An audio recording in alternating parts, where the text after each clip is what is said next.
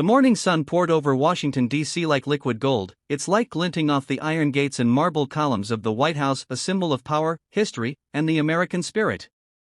As the gates opened, a sleek black SUV rolled through, and out stepped Lara Trump, her eyes bright with curiosity and reverence. For her, this wasn't just another political visit, it was a journey through the beating heart of a nation she loved deeply. Waiting for her at the entrance, with a smile that mixed pride and purpose, was Karoline Leavitt, the newly appointed White House press secretary and one of the youngest women ever to hold such a post. Lara, Karoline greeted warmly, extending her hand. "Welcome home, in more ways than one."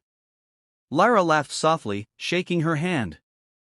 "It feels surreal, Karoline. I remember watching history unfold here.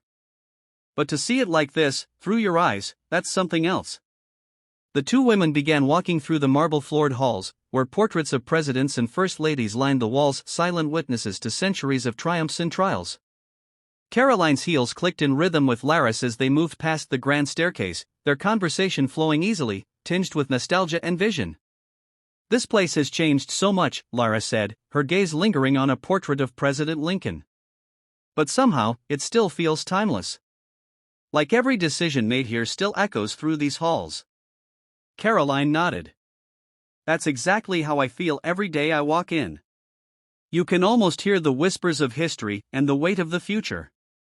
As they entered the East Room, sunlight streamed through tall windows, dancing across the chandeliers. Karoline paused. "This is where the president gave his first address after taking office. I'll never forget the silence before he spoke, it felt like the whole country was holding its breath." Lara turned to her, sensing something deeper beneath Karoline's words. "You were part of that moment, weren't you?" Karoline hesitated, then smiled faintly. "Yes.